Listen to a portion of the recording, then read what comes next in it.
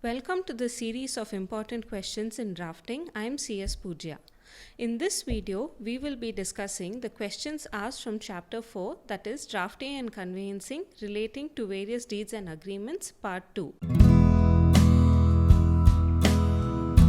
For students in the new syllabus, this will be Chapter 6. Please note in the new syllabus, only Chapter 3, that is Secretarial Practice, and few topics in Chapter 1 are new additions to the syllabus. Apart from this, there is absolutely no change in the syllabus, and these videos will also help the new syllabus students. The only suggestion I would give the new syllabus students is whatever new has been added to the syllabus, know that well, because there is high chance of questions coming from there. The rest of the questions will be similar to what I am discussing in these videos. For videos of chapter 1 to 3, please refer the playlist in the description box. Now mainly chapter 4, it covers all the topics related to transfer of immovable property. Now starting with the questions, the first question is, transfer of immovable property by way of sale can be effected only by a deed of conveyance. This was asked for 4 marks in June 2018. They have asked this question from here.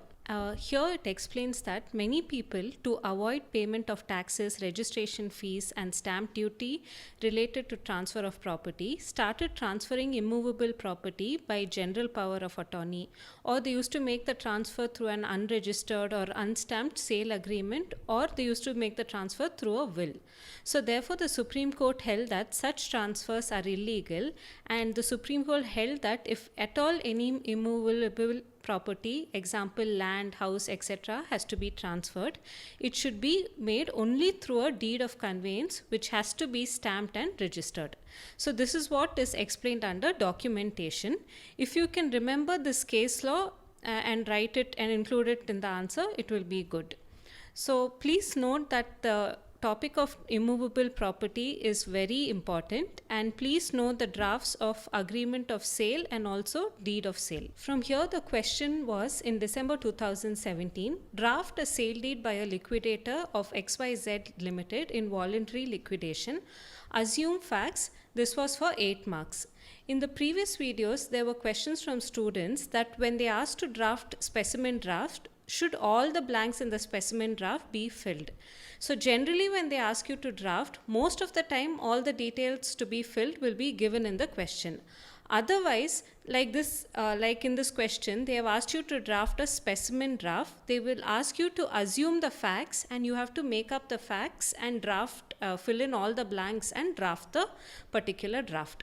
So this is a very straightforward answer for which you have to draft exactly as shown here. Next question is, goodwill of a business as an intangible asset, discuss in the light of judicial pronouncements. This was for 4 marks, and it was asked in June 2015 and 16. They have asked to explain the answer with a case law. So you should write this case law as given here, and then you should say and you should explain why a goodwill is an intangible asset. So there are a lot of case laws to remember in this paper. So make a list of those particular cases and put it up somewhere where you go through the case laws often till the day of the exams. That's the only way you can remember the names. But in case you forget the relevant case law and the answer, don't worry. If you explain the concept, you will get majority of the marks. From mortgage, the question was, a mortgage is a transfer of interest in any property, comment. This was for 5 marks and asked in June 2016. So the question is asked from here. The Transfer of Property Act deals with the transfer of immovable property alone. If movable property is given as security for loan, it will then be called a hypothecation and not a mortgage. So a mortgage is a transfer of interest in specific immovable property for the purpose of security for any loan advanced. In June 2017, for 4 marks, there was a question to write the types of mortgages. So know all the types of mortgages well. Next question is, usufructuary mortgage is similar to English mortgage. Whether this statement is correct, justify your answer. This was for 4 marks and asked in June 2017. The above statement is not correct. That is, usufructuary mortgage is not similar to English mortgage. Usufructuary mortgage is also called mortgage with possession, because here the mortgager transfers the possession of the mortgage property to the mortgagee, who can then use the rents or profits that come from the mortgage property and deduct from the loan or principal amount or interest. And once the money is paid, he will give back the possession of the property to the mortgager. Whereas in English mortgage, the ownership, that is the title of the mortgage and not the possession of the property, is transferred to the mortgagee, with the condition that if the mortgager repays the loan within the specified period, the mortgagee will transfer the ownership to the mortgager. In case the loan is not paid within the agreed time limit, the mortgagee can sell the property. Next question is, in December 2018, they asked you to distinguish between English mortgage and usufructuary mortgage for 4 marks. From here, the question was, distinguish between release and reconveyance of mortgage assets. This was asked in June 2018 for 4 marks. So the difference is, a deed of release is usually issued once a mortgage or debt secured against the asset has been paid in full. And whereas the deed of reconveyance transfers the property title from the lender to the borrower. There was a drafting question for 8 marks in June 2017 on release deed, which was, Praveen mortgaged his property to Juhi, who had given him a loan, and now that he has paid back the loan, he wants Juhi to retransfer the property back to him. This is a simple draft which has to be drafted exactly as shown here. From the topic of license, the question was, Dilip, who owns a bungalow, decides to let it out to QRS Corporation for a term of 3 years on a rent of 1 lakh per month, and the bungalow has to be used for office purpose only. And we have to draft an agreement of license. This was asked in December 2016 for 8 marks.